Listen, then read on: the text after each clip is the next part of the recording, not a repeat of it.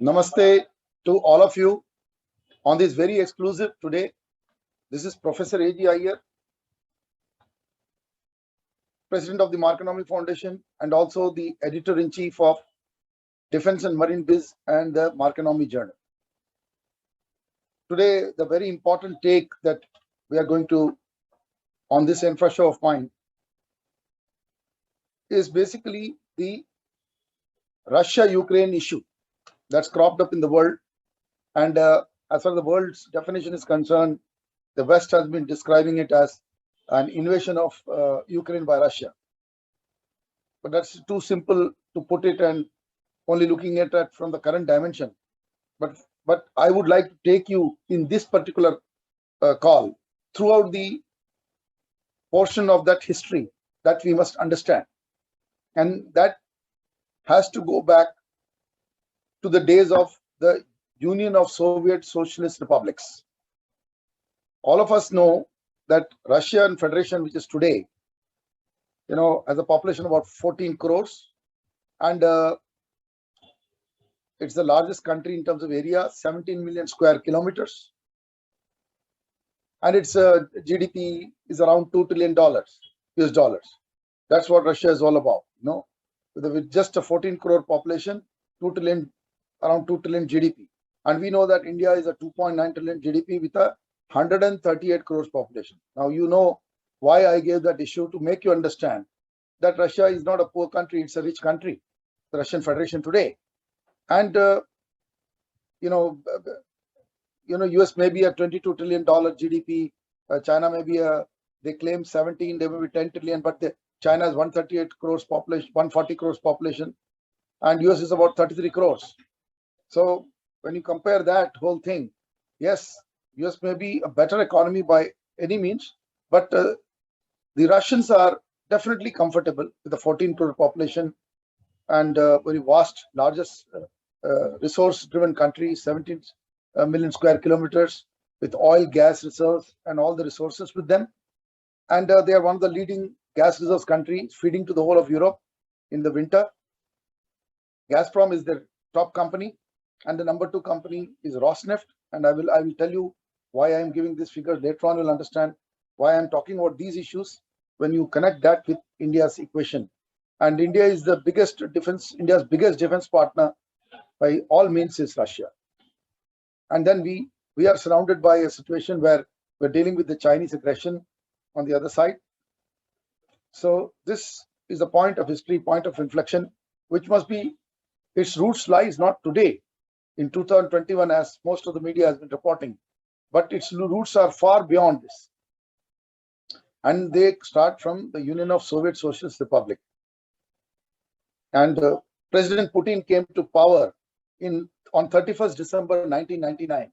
And historically, Atal Bihari Vajpayee's third term started in October 1999. So you will see the Vajpayee-Putin equation, because when he came to power after the rule of Boris Yeltsin, 1991 to 1999, as the first president of the Russian Federation. Before that was USSR. And Gorbachev was the earlier one before him, 1985 to 1991. His moves of perestroika and glasnost resulted in all these ex-Russian republics going off as separate states or separate countries. And the federal structure of the USSR was broken down in 1991. And whatever said and done, that will be seen as a West undoing, because until 2000, we know that Putin was from the KGB, he's an ex-KGB, he's an officer who has seen all this, he's seen the breaking up of the USSR, and somewhere down the line, as any nationalist, any leader in India or anywhere, will also feel like this. So imagine what would have happened if Indira Gandhi in 1971, which is what the Americans did, when Indira Gandhi went to separate Bangladesh, the East Pakistan of Pakistan, the West started shouting foul and crying foul. And Nixon almost went belligerent, and he had sent his troops in literally the naval frigate onto the Arabian Sea in a way, it was an act of aggression versus India. So in similar situation, and I don't think Indira Gandhi budged. She in fact ended up, the whole history, if you look at, we bombed right into the Islamabad, and where, Zulfikar Ali Bhutto was technically to be lodged. We sent our message that we are here to stop this whole thing, and we went all out to support the Mukti Vahini in its freedom struggle. So there is something similar which is happening. So to understand this, let us narrate the whole story. So the leading people, when Pandit Nehru was the Prime Minister of India, the first Prime Minister of India, and before that, he saw the first leader in 1953 to 1964. It was Nikita Khrushchev.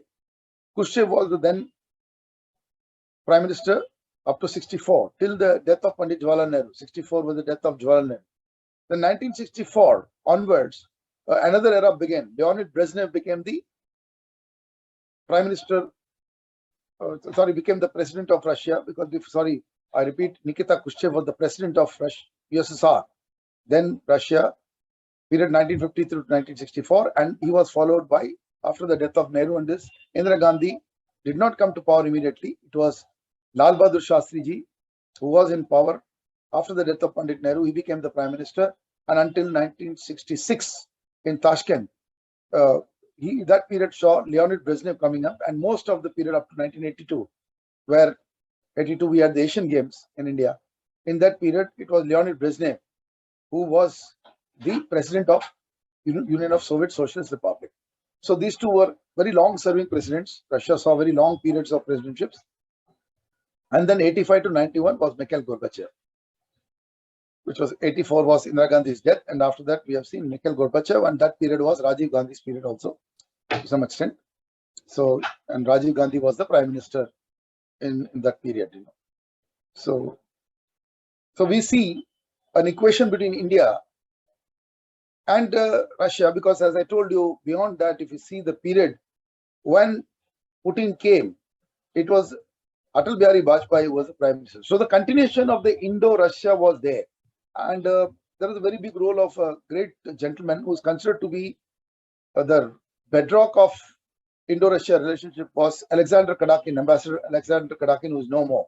So he was the man who was holding the pillar, and he was basically the man who cajoled Vajpayee Saab into giving support to President Putin when he first came to the chair. And of course, Vajpayee Saab had already seen two tenure, one of 13 days and one of 13 months before his third tenure, when in October 1999 he took charge. And then December 1999 we had Vladimir Putin becoming the President of Russia. This is now Russia, not the USSR. See, that's what it is. And it is after Boris Yeltsin. So this Boris Yeltsin, I wish to say, is one man who actually must be held responsible for whatever problems Russia had at that period. Russia went into penury, Russia went into a lot of poverty and everything, because his period was absolutely the period of mess, 1991 to 99. In fact, this is the period when Narasimha Rao became Prime Minister, and in fact, Narasimha Rao did wonders because he turned us around. This period of Russia going down was the period when Narasimha Rao, from 1991 to 1995, with the then former Prime Minister and then Finance Minister Dr. Manmohan Singh as his literally the second in command, structuring the Indian economy. 1995, we had already come out of our own economic troubles. So it's very interesting. Here is a Russian president who was not bothered about anything, not even the Russian thing. Boris Yeltsin was not even bothered about Russia and its success. He was slowly, even the CIS countries, the ex-former Russian republics, which became the Commonwealth of Independent States and were the Central Asian republics, they also started drifting away from Russia in his period. And it was only after Putin came that these republics started feeling again that they can trust and take the help of Russia. So in a way, all these CIS states have never been helped by anybody. They're rich in resources. And if I take you back to what resources we have, you must know that the biggest two, again, I repeat, the biggest two companies, Gazprom, and Gazprom has none other than one on the board today, and he was the chairman. The ex-German Chancellor Gerhard Schroeder is the almost like the chief thinker or chief strategist for Gazprom.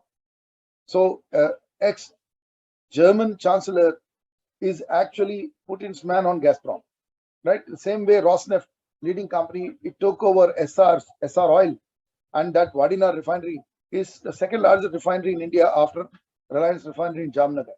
And you know that the company in India which has come in is Nyara Energy. That is actually de facto DJRA Rosneft.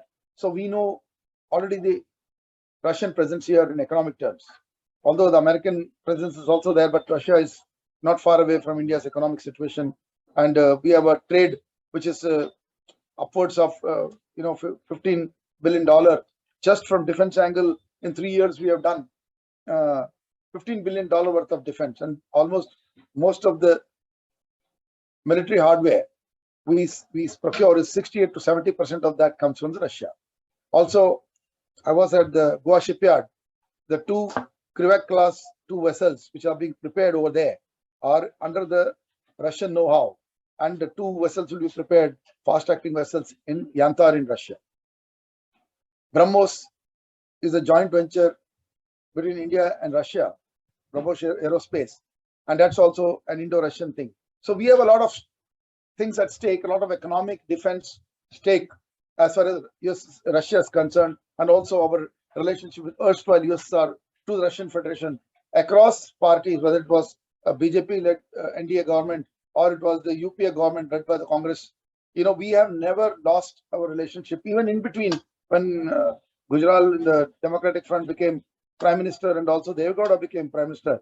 Our relationships with Russia were never compromised. They only strengthened. Even Vajpayee strengthened our relationship. And how can we forget the fact that after the Pokhran nuclear test of number 2, after Indira Gandhi's first test in Rajasthan, the second test done by Vajpayee under the Vajpayee era, 1998, that when it happened, in fact, after the May 1998 Pokhran 2 blast, immediately sanctions followed.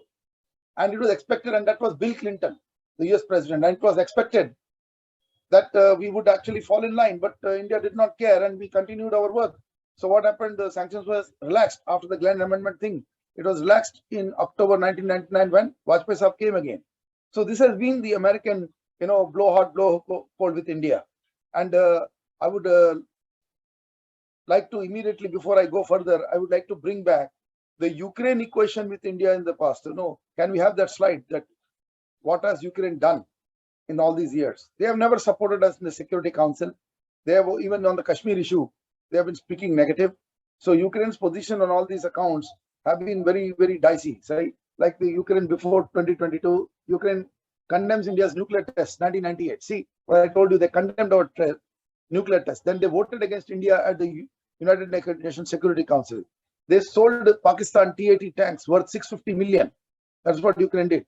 And they voted yes for United Nations interference in the Kashmir issue. This is what. And now what is their ambassador telling us? He's saying India is a global power, and I'm sure Russia will listen to Mr. Modi ji. And he says, he gives quotes from the Mahabharata in a plea for India to interfere. So now I gave you 4 points. India's nuclear tests condemned.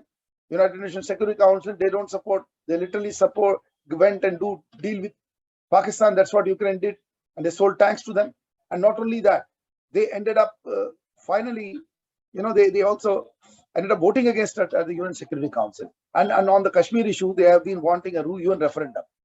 So this is what is most important for all of us to understand. So this is the other sheet that shows the hypocrisy of Ukrainian diplomacy in India. So there is no question of India suddenly standing up and saying that what is happening between Ukraine and Russia, and we're not going to condemn Russia at any point of time, because my own view is simple. It is not President Putin's mistake or anything here. His starting point is the NATO forces and the Americans' interference with them.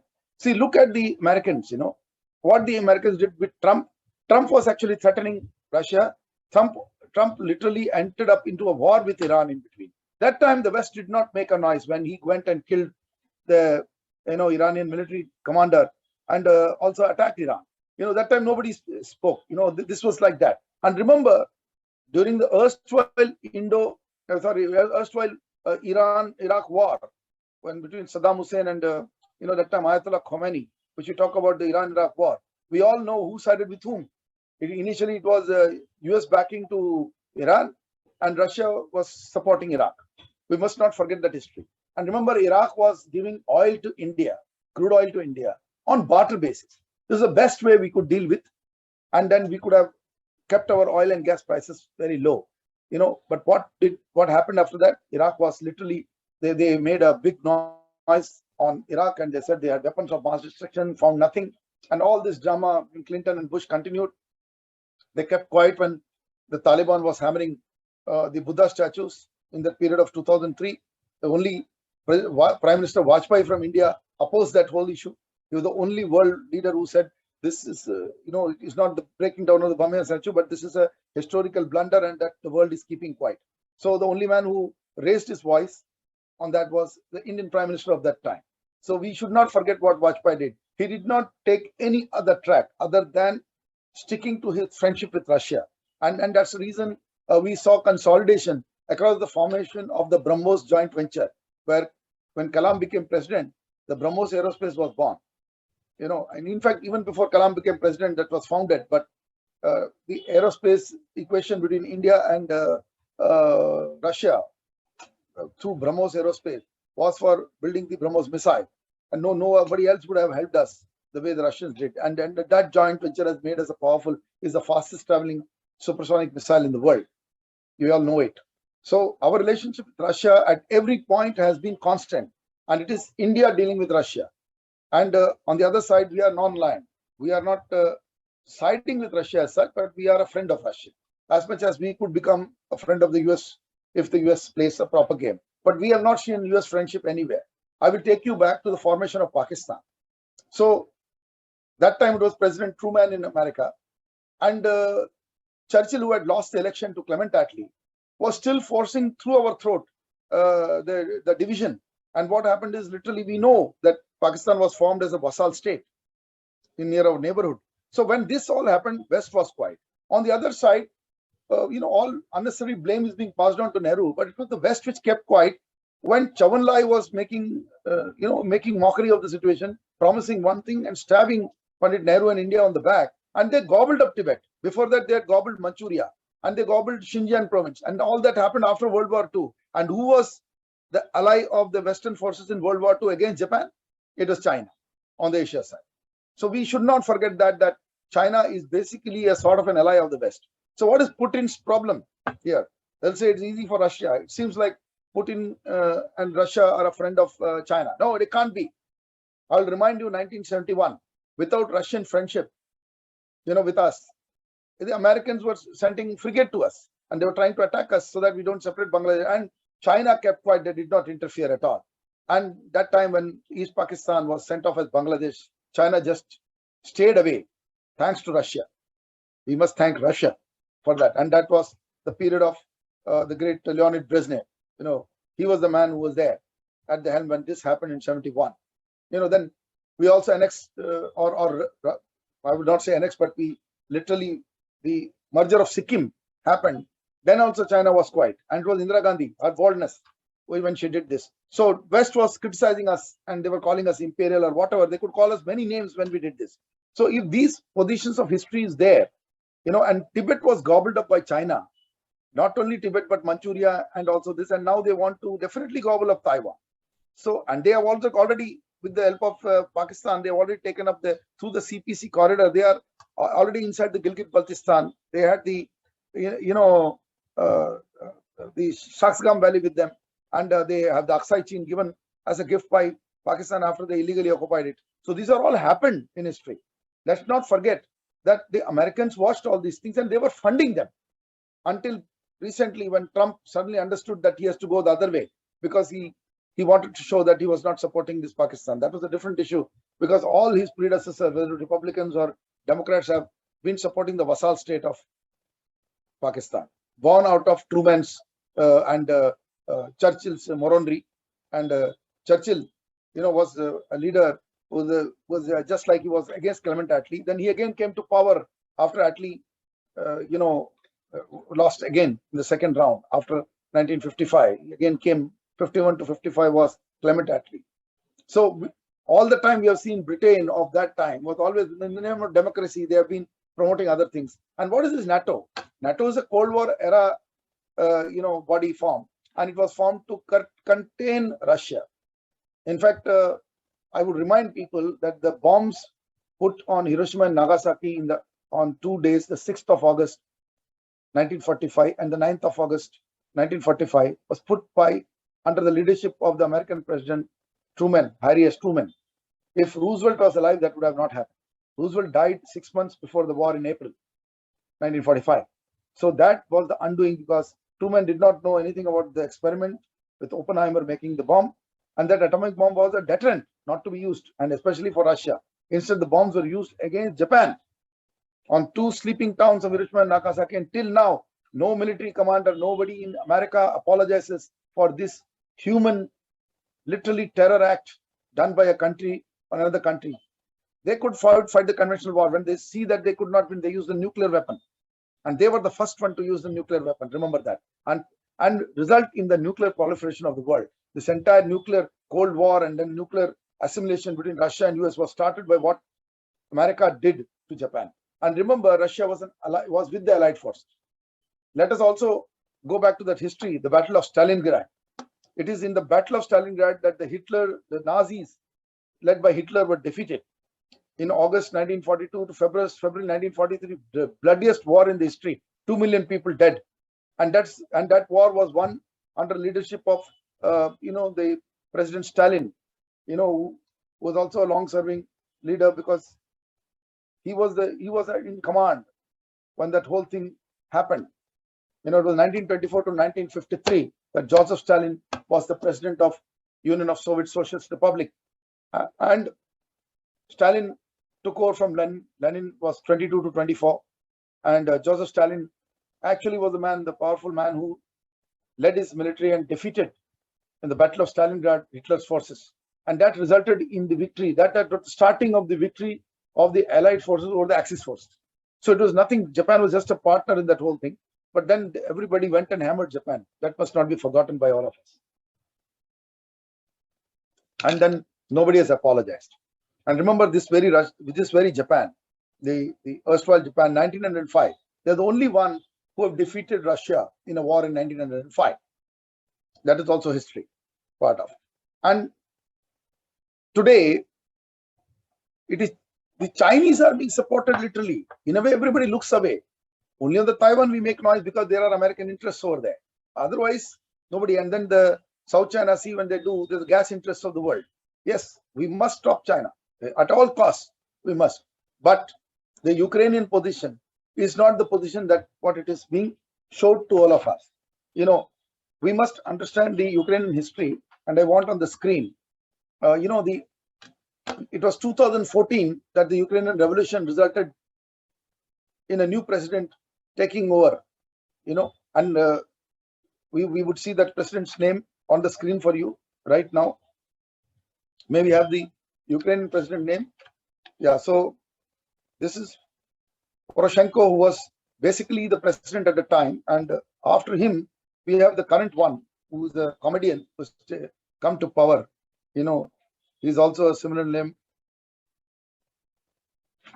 He's also Vladimir, but this guy is a joker. He's come to power, and after it, he wanted to join the NATO forces. So this is directly attempting to join NATO forces, and this is what I think upset Russia. In fact, this was Zelensky trying to join the NATO forces, and and before him, Poroshenko was able to keep. Yeah, Poroshenko was able to keep, Russian president in confidence. But now the new Russian president, he started going closer to the NATO forces, and NATO should have been dismantled long ago. But NATO is there, and we must take back to history that one of the NATO countries, Turkey, had brought down a Russian plane in Syria during the Syrian war, and all that is there. That's all part of there. Russia is a part of the NATO, and Russia is not part of the NATO. Sorry, Turkey is part of the NATO. Russia is against NATO. Russia is fighting NATO forces, and NATO forces are more or less on the Ukraine border, and they were trying to create trouble over there, and that made Russia a little bit more wary about the whole situation. And all the moves that Russia has made is almost like a counter versus the NATO forces present in Ukraine. And of course, people will say, okay, they took Crimea. Let's not forget. Again, I bring back the Union of Soviet Socialist Republic. What all you took away? We must not remember. We must not forget that one of the big states was Ukraine. a neighboring state. Then there was Byelarussia, and all of these states, Byelarussia, and they're big cities. Kiev, Minsk, Tashkent in Uzbekistan, Kazakhstan, Alma-Ata. These are all big centers. Now all these are broken up after 1991. So Putin comes from that background of being a KGB man who saw all this happen, breaking up of Russia, and that's the reason he is thinking. And the NATO alliance is always a kind of an anti-Russia force. After the Hitler forces went down, this NATO for the Cold War is created to contain Russia. Now, what is the need to go in this way versus Russia? Everybody went after Russia, and nobody looked at what China did. And China went on becoming a big, massive, imperialist, because China controlled everything. They took over Manchuria. They did everything. On that, West had nothing to say. They were more bothered about Russia and its progress. They did the same thing. They said Russia will come to Indian mountains, and therefore they made the vassal state Pakistan. And this is well known, and this is never narrated in the historical perspective. No commentator in India talks about this. So today's situation is Putin has got a dilemma. He does not know whether to go on a full-fledged attack, but the events have slowly pushed him to that direction. I feel the NATO forces and the West, led by the United States, are equally responsible for the situation. Although I would still say that what has happened with Indian Prime Minister Narendra Modi talking to Russia is that, the West is now asking us to talk to them. Why? Why they did not think of it earlier? And I also feel that our Prime Minister has gone too close. We went so close to Trump. Why did we go close to Trump? Why did we have to go close to that kind of a guy who was completely, in fact, the most stupid president America sent was Donald Trump. There cannot be a more stupid president that we can have. And this man was an aggressor himself. And then there's a force in America that still wants to look at Trump. So it's good that President Biden came to power. Then President Biden, what has he done all this while? He has only talked about vaccines. He's been promoting the vaccine companies, Pfizer and all. When the Canadian protests happened against the vaccines, he was the first one to, keep quiet. And now what Trudeau is doing, nobody's talking. Trudeau is suppressing democracy in his country. Why people are not criticizing Prime Minister Trudeau in Canada? Why the West has no voice in this case? Why they race only in the other side? Why, when people's rights are being suppressed here? Today they will show protests on the streets of Russia, but they are not talking about the protesters in Canada. Trudeau is an aggressor. Trudeau must also be taken down. Why not? He's one guy who must be questioned. What he has done to his people is a democratic. He has actually a democratic protest. People who don't want to take the vaccines, they are there. In America also they are there. But what happens is vaccine gang wants everybody to take the vaccine. Is it not imperialism? And why should India not thank Russia? Thanks to Russia that we could get the vaccine, a genuine vaccine, a real vaccine with 91.6% efficiency. West does not want to recognize. Almost 60 countries have recognized this vaccine. So the vaccine diplomacy, India has only the Russian vaccine, which is the Sputnik V. So we must be very careful that when it comes to defense, when it comes to other issues, when it comes to personal issues, only Russia stands with you. The Americans would do business with you. They would not stand with you. They have not helped their own poor. So what they are doing, they want you to take admissions in their universities so that you can pay billions of dollars of fees. The cheaper universities are there in other places, in Russia, Ukraine and all. So Ukraine must also think twice. Doing everything against us, only want our money, and then going in the hands and, literally becoming a lapdog of the West. So Ukraine cannot today shout from the rooftop and say they want India's support. India cannot at all go and start condemning Russia right, left and center. We can discuss with Russia. We can be a good initiator. We say peace should be back. All this is fine. But just standing there and condemning President Putin at this point of time is a Western ploy. And I think Biden administration must be very careful that they showed their weakness already withdrawing in the Taliban thing. But we know who set that up. In fact, the agreement with Taliban was made by Donald Trump. So whether it was Republican or the Democrat, both were equally responsible. One made the great agreement recognizing Taliban in Afghanistan. The other one simply withdrew his troops and then created the condition. And wherever they've gone, they have created trouble. You see Iraq is in trouble. Syria is in trouble. Everywhere in the Middle East. Now, the whole thing is, it was literally blatant murder of the Iranian military general, by the Americans. That was considered to be democratic. It was a one-sided. There was no United Nations was actually sidelined by Trump. Trump actually finished all organizations, whether it were UN, whether it were WHO. He finished these organizations. He bypassed them. He withdrew from them. And this is what he has done. And what has happened, that also put India's position in very bad jeopardy, because that was all now China-controlled thing. So what do you expect from Russia? Russia is not as, see, America is handing over the economic handle to China in a way, if I look at it that way. So when somebody, puts down everything against the, protesters in Canada, we know very clearly who is the ally of the Chinese. It is the Trudeau administration, which is the Chinese ally. Never forget that. And it is in their universities that all these Chinese fellows have gone and they have got access to technology, which were American or anywhere, and they have gone and copied and done everything.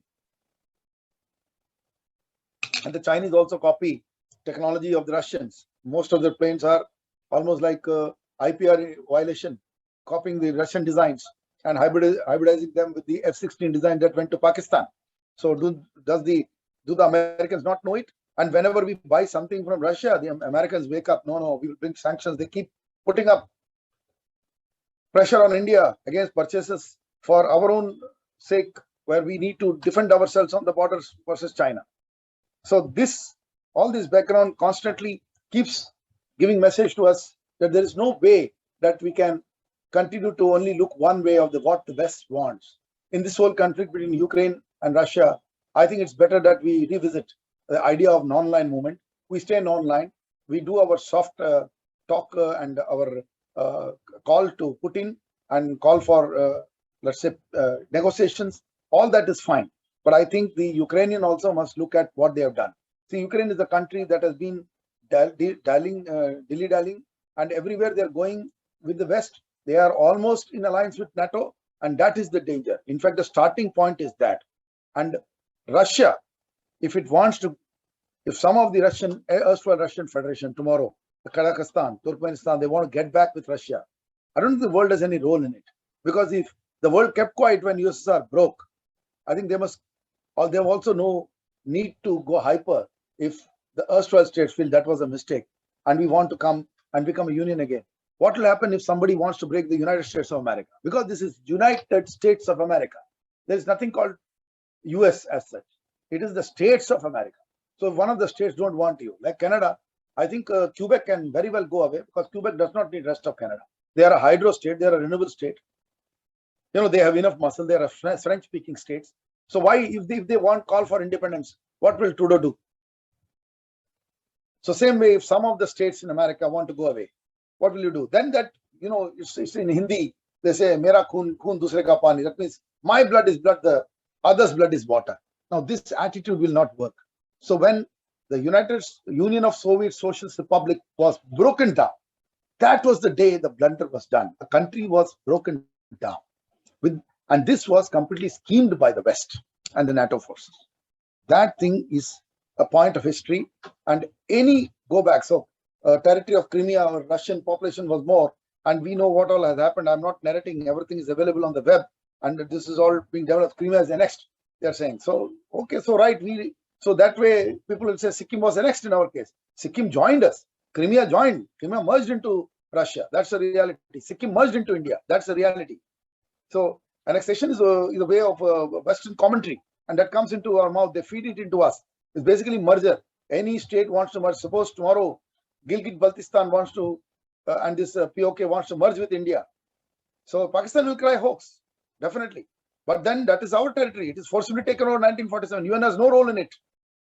We have to retrieve. If militarily we can't retrieve, some other way it will come. If diplomatically it comes, it's gone. It's for, and they keep telling and talking about separating Kashmir from India.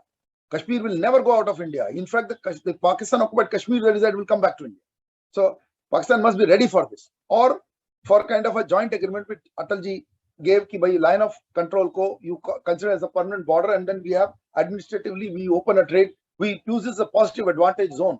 So some kind of deal comes and you have to rise above the politics that is being played for your local galleries. Then only you can bring this together. So the West has continuously broken. The West history is they broke India into into Pakistan, and the rest of the secular state was with us. And the Islamic State went there, called Pakistan, to become a vassal of the West. And the West created that. We should not forget, India should not forget this. It was the same set of United Kingdom, USA, and all these people. It was Russia that was backing us all the while. And so any relationship Pandit Nehru had with Russia, Indira Gandhi had with Russia, Vajpayee had with Russia, it was a continuum. And Narasimha Rao had with Russia, were all continuing, irrespective of what type of governments was there. Well, this discussion of NDA, UP has to end. It was India always with Russia first. Then USA can be friendly with us. We have sent so many people to study. You are always after money. People who educated there paid a bomb. People who lived there made your economies. You know, your Google, your all these big companies, even the Elon Musk company, Amazon, you will see so many Indians sitting there. Microsoft, so many Indians sitting there. So basically, Indians have made America. So why is America constantly suppressing this country called India? And every time we have a relationship with Russia or Iran or anything, why the bloody hell Americans have to stop us? So this is the moment of truth for us, to tell America also, stop fiddling. First, you stop fiddling with the things. You're equally responsible for what is happening today. You can't blame Russia. You're constantly carried on the Cold War era. And you are the ones who are everywhere seen committing sin, more than what Russia would do. Russia's books can be opened up and talked about, but you did a lot of harm to Russia. In the process, people of Russian origin or having leanings with Russia may find today that was a mistake of separating from USSR. If they start thinking like that, reimagination and then re-networking and re-coming in. So everything cannot be seen from the eye of military perspective, and that interest of NATO and US cannot be served forever. With this, I have a lot of other things to do. I want to, like I promised you, one more point to make is that India has the presence of Russia not only from any other point of view, but also from the economic perspective. We must know that the Middle East, whether it's Aramco or anything, all the oil and gas business has some kind of American money in it. And this barter deal with Iraq was broken up the Iraq-Iran war. And then we have never got that kind of, and then huge amount, we are paying huge amount for crude oil. And now the crude is at 103 today. And the only people who can help us in this time are the Iranians and the Russians. You know, so we had also look at our interests. And we need a Vajpayee-like demeanor. We need an Indira-like demeanor. Indira Gandhi and Vajpayee did wonders. They did not budge an inch. They did not bend to the West. And that must be done. You know, we must not bend irrespective of whichever party is in power. I believe that there is no case for us to go and listen to this Ukrainian story, because they have always harmed us everywhere. And whether it was the era of any Prime Minister of India, I gave you the two wonderful things that the Prime Minister Indira Gandhi, Prime Minister Vajpayee, those eras must be remembered. And we actually strengthened our alliance with Russia with the BrahMos missile in Vajpayee's time. Pokhran 2 also happened, Pokhran 1 during Indira's time. And the great relationship she shared with Leonid Brezhnev must not be forgotten. And we must not also forget Alexander Kadakin, because even after his death, the Indo-Russia is an unbreakable friendship. I want all my Russian friends to remember that there are friends here. And I also want to tell the population in the USA that we have nothing against USA. We are friendly with USA, but we don't want your scheming senators who become presidents and they forget what else they have done in their history. You know, whether it was Trump or now it is Biden, they must know what Democrat, they must not play to the galleries. They must not see Trump's position on Iran was completely wrong, especially if we want to deal with Iran, if India wants to get crude deal, there is no question of bringing the politics to the economics. We have been hammered down because we are not able to buy cheaper crude from them. And we are not able to do the gas deals because the gas deal is only one. And that pipeline, even the Americans can become our partner. That is an underwater sea pipeline between the Gulf of Khambat to the Gulf of, Oman. So that's a 1,500 kilometer of shortest distance. I have been talking about it for the last more than a decade. I have been saying that this is the only way natural gas can come to us, not on high sea LNG transport and cryogenics. And geographically, the nearest area is Middle East and also Russia. So whenever we deal with Middle East, it ends up money goes into the American hands. We deal with Russia, it will go to Russians for sure. And Russians are the biggest gas supply to the European Union. So if this conflict continues, Europe will be gone. It will freeze to cold. So there is a lot of things here. And then this Even if it goes for the next 2-3 months or this, and what daydreaming they are doing, what will happen is the crude oil prices will rise, the gas prices will rise, and we will be in trouble. All the world, not only in India. So the Americans, the high grandstanding that Biden did in the past few days, saying we'll do this, we'll enter military and all, that was the blunder as well, because it was NATO voice. He was becoming the voice of the NATO. There is nothing. NATO is not, now NATO has to be dismantled. There's no Cold War era. It's finished. It started post-Nazis. NATO was the new trouble for us because it was to contain Russia. So that was the Western ploy to contain Russia, because they had a problem with the victory of Russia versus the Hitler's forces. That is the history. That is the real history, and they consider Russia as an aggressor all the while. Russia had to be careful even when Hitler was there, because Hitler was entering. He was waiting to enter and conquer Russia also. That's what was visible in the Battle of Stalingrad, because although Russia held those parts of Poland on the east, but yet Hitler's forces made foray, entered into the big war, massive war, which we took, Battle of Stalingrad, where the Russians defeated the Hitler's forces, the Nazi forces. So the American victory in World War II is a dumb victory. There's nothing called American. It was Roosevelt who was doing all the things. Roosevelt going, Truman simply put the bomb and said, now I'm the victor. No, he bombed whom? Japan, sleepy towns. So the American crimes cannot be avoided from the past. The American leadership and their crime cannot be kept down in the history. They must publicly, the whole country must apologize for Hiroshima and Nagasaki, and all their military commanders who keep supporting. And all of them, even the good fellows, they can have all of their vendetta. But if they don't condemn what they did in Hiroshima and Nagasaki, and they keep bringing back that Pearl Harbor bombing, and that's why we did it. Did they bomb you? Pearl Harbor was not part of you. It was an occupied territory. So remember that. It was in the islands. And it is very, very clearly, your allied forces were trying to become, you were trying to control your imperial hegemony from the British East India Company times. Don't forget it. Your sins cannot be forgotten. This history, the modern generation does not know. So you start the history from 1921, and then you say 2021 XYZ happened, and then Russia enters on the 24th February, just a day, yesterday, and you start discussing history from now onwards for what happened. That is not fair. The whole history, the whole revisit of what happened in the Cold War and what the West did to continue the enmity. And then there was the two groupings. We remember even 1980 Moscow Olympics was boycotted by this West, and that was the last time India won the hockey tournament in 1980. If people remember this, we haven't won the hockey after the 1980. We are still waiting. We have so many cricket World Cups, but that happened at Moscow Olympics 1980. We won. So we should not forget these things. History will come back at you. Half history is dangerous. Discussing just from today's perspective is dangerous. Discussion must be done from the past, what happened. And that is most important.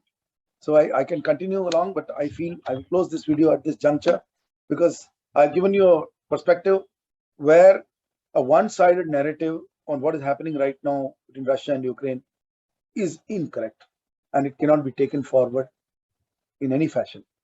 Thank you, my friends. See you in another show.